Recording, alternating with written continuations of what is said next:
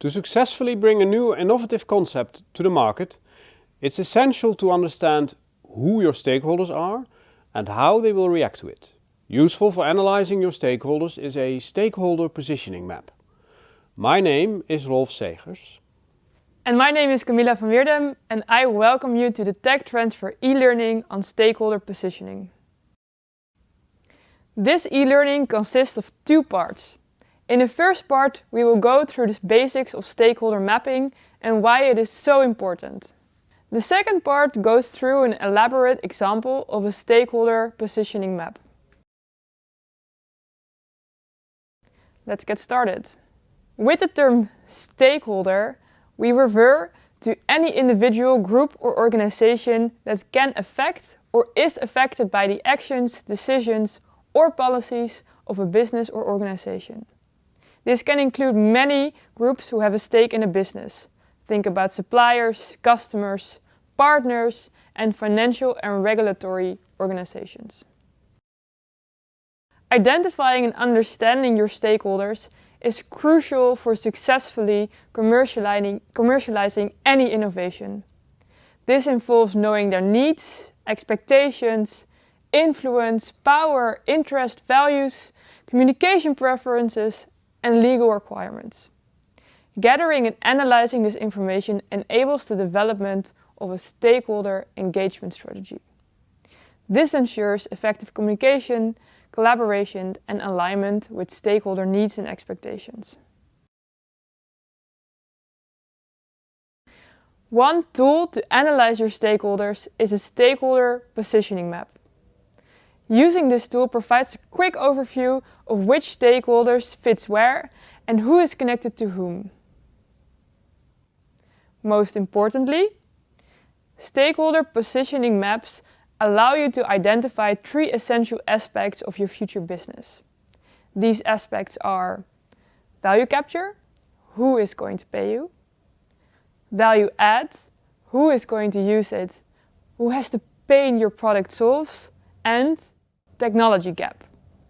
Where is currently the gap in the supply chain that prevents the product from being in the market? These three aspects are often mixed up because we often have B2C or business to consumer situations in mind.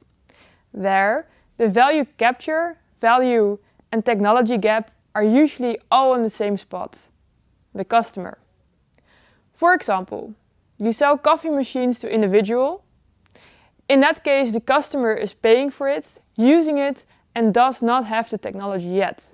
In other words, the capture, value add, and technology gap are with the same party. A situation where this is not the case is, for example, children's toys. Here, parents pay, whereas children use the toy.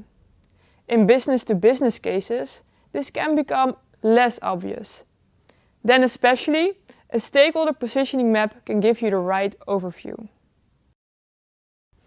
Okay, so how to create such a map? The first step is to identify and map the supply chain. You can start with your suppliers on the left and your buyers on the right. Note that the buyers are not necessarily the users. They might be further down the line. In the second step, you add regulatory bodies. Check who has to deal with those and connect them. And finally, you check if the business essentials of your company are properly anchored in the map. Let's have a look at the children's toy example. The supply chain could, for example, look like this, with the plastic suppliers and the parts on the left, you in the middle, and the distributor, retail, and parents on the right. After identifying and adding the primary suppliers to the map, you can then include other secondary suppliers that you are dependent on. For example, those providing nuts, bolts, glue, paint, and other materials. When that is done, you identify and add regulatory bodies like CE certification and the NVWA, or de Nederlandse Voedsel- en Warenautoriteit. And then you check who in your map has to deal with those bodies and you connect them. Finally, you add the last arrows and label the stakeholder with the value add capture and tag gap labels, which might lead you into the discovery that your picture is not complete yet.